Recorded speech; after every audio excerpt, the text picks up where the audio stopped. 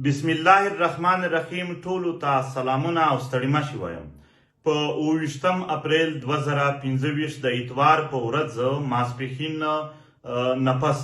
په باغ ناران کې د شهید مفتی منیر شاکر د زوی ښاغلي عبدالله شاکر له اړخه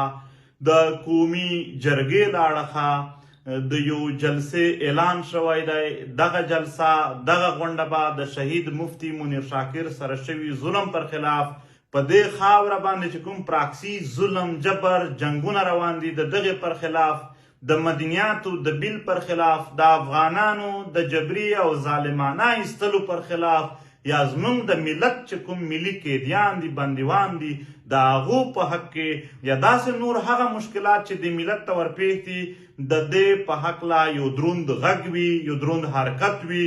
تاسو ټولو ته، ټول ملت ته، ټول چې څومره هم یې ټول ولس ته دعوت ورکوو چې حتما په دې کې ګډون وکئ او هیله هم لرو چې ټول ګډون پکې وکړي. ولې دا یوازې د یو فرد نه بلکې د ټول ملت فریضه ده چې هغه هم د خپلو اتلانو سره ودرېږي او هم دلته په دې خاوره باندې روان ظلم جبر پر خلاف څومره هم ممکن حرکت دی په هغه کې شریک شي. انشاءالله په نږدې کې به یو تفصیلي پیغام زمونږ راځي. هغه پیغام به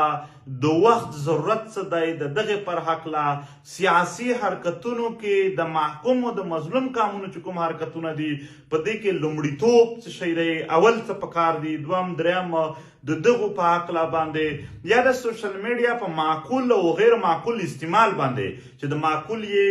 فایدې څه دي او د غیر معقول یې موږ ته نقصان او منفي اړخونه څه دي د دغې په هکله باندې، یا د عالمي قوتونو د پراکسي جنګونو جال څومره زموږ په خاوره راغلی دی او دا چې زیاتیږي څومره لوی خطر دی، یا تر ټولو خطرناک ترین عمل دی چې تاسو غرونه خو پرېږده، ستاسو د کورونو په کور کې پرته چې کوم خوراک دی هغه ته به هم ستاسو د سر وینې ورتوی کړي او بیخي کېدی شي کورونه مو نشي پاتې. یا دلته په دې خاوره اوس په کومو ځایونو کې فوجي عملیات اپریشن روان دي او په کومه طریقه روان دي، د دغو ټولو په هکله به یو تفصیلي موقف، یو تفصیلي خبره چې هغه به یعنې یو روغه خبره،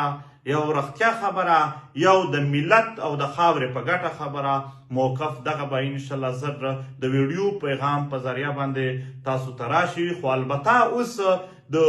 28 اپریل 2025 د اتوار ورځ چې کوم په باغ ناران چې ماسپښین پس جلسه ده د هغې د بلنې پیغام دی. تاسو ټولو ته بیا هم دعوت دی چې په دې کې ګډون وکئ او هیله هم درنه لرو. پښتنو خدای مو آباد لره، خدای مو خوشحال لره، خدای مو په خیر شه لره. مننه کوم.